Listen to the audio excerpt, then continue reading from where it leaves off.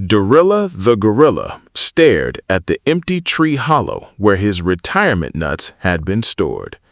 They were gone, every single one. And the stranger who promised to help him grow them had vanished into the jungle mist. 40 years of work, 40 years of early mornings, 40 years of carrying heavy loads through storms and heat, gone in less than 6 months. But here's the terrifying part. Dorilla wasn't robbed by force. He willingly handed everything over. The question is, how did one of the most careful gorillas in the jungle become the perfect victim? The rain fell softly over the emerald jungle. Dorilla sat outside his small wooden hut overlooking the river. Retirement was supposed to feel peaceful. He had spent decades hauling fruit crates through dangerous jungle trails. Now he finally had enough saved to rest. Not luxury, just enough. Enough to sleep, enough to eat, enough to enjoy sunsets. But deep inside, a fear lingered. The cost of living in the jungle kept rising. Food cost more, medicine cost more, everything cost more. His savings no longer felt safe, and predators could smell fear, especially one fox watching from the shadows, waiting. A few weeks later, Dorilla received a message. It came through Jungle Chat, a friendly note from someone named Kitsune. The fox seemed kind, polite, respectful, nothing alarming at first. Days became weeks, weeks became months. The conversations continued, never about money, never about investments, only friendship, the weather, family, retirement, life. Kitsune always seemed interested, always listening, always available. Dorilla began looking forward to the messages. Then one day, Kitsune casually mentioned a fruit-growing platform, a place where jungle animals were quietly increasing their harvests. Nothing flashy, nothing suspicious, just ordinary conversation. Or so it seemed. What Dorilla didn't know, the trap had already begun closing. Kitsune showed Dorilla something astonishing. Pictures, statements, success stories, animals who supposedly doubled their fruit harvest, tripled them, even quadrupled them. Dorilla was skeptical at first, but then something happened. Saru, the monkey, appeared. Funny coincidence, Saru laughed. I used that platform too. Dorilla was surprised. He trusted Saru. They had known each other for years. Soon, both Saru and Kitsune were telling the same story, the same opportunity, the same success, the same promise. And something dangerous happened inside Dorilla. Hope, the dream of extra security, the dream of helping grandchildren, the dream of never worrying again. The fox wasn't selling greed, he was selling relief. And relief can be far more persuasive. The first warning sign appeared quickly. Dorilla couldn't withdraw one small basket of fruit. There was a delay. Kitsune had an explanation. System maintenance. A few days later, the withdrawal arrived. Dorilla relaxed. Then another warning sign appeared. The platform looked professional, but nobody in the jungle had heard of it. Kitsune had an answer. It's private. Then customer support seemed strange. Questions went unanswered. Rules kept changing. Again, again, again. Each warning sign felt uncomfortable, but Dorilla ignored them. Because every time doubt appeared, hope pushed it away. The jungle was whispering, but Dorilla only listened to the fox. One morning, Dorilla logged in. His account appeared larger than ever. The numbers were incredible. More fruit than he had ever seen. His retirement worries seemed finished. Then Kitsune made one final suggestion. If you add a little more now, you'll qualify for premium growth. Dorilla hesitated. His entire future sat inside one final emergency reserve. The money he promised himself he would never touch. Never. Not under any circumstance.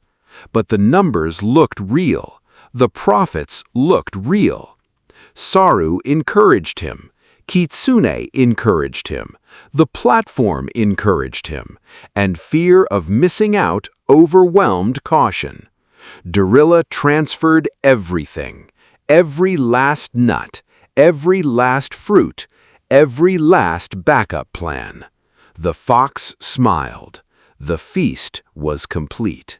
The next morning, Dorilla tried to log in. Error. He refreshed. Error. Again. Error. His stomach tightened. Customer support disappeared. Messages bounced back. The website vanished. The platform vanished. Kitsune vanished. Silence.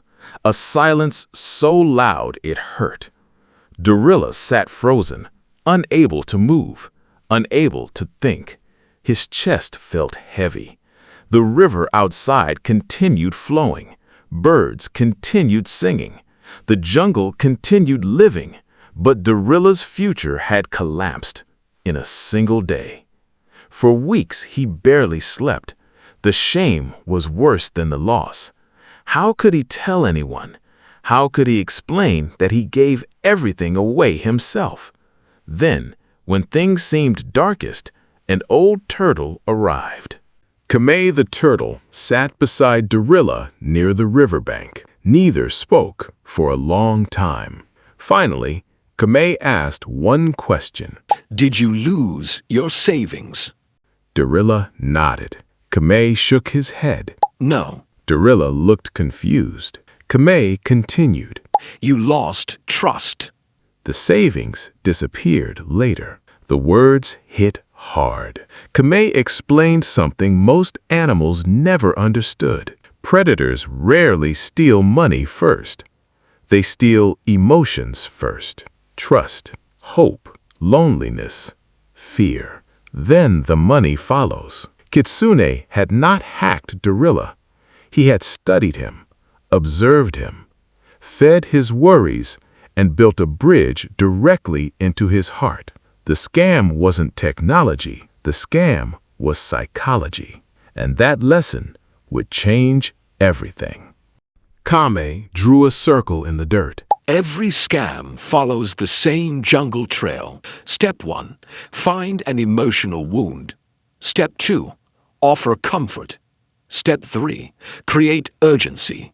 Step 4, separate the victim from independent advice. Step 5, take everything. Dorilla realized something terrifying. Every step had happened. Exactly. Kamei pointed toward the forest. The fox didn't invent a new trick. He simply wrapped an old trap in modern leaves. The lesson wasn't about money. It was about recognizing emotional manipulation.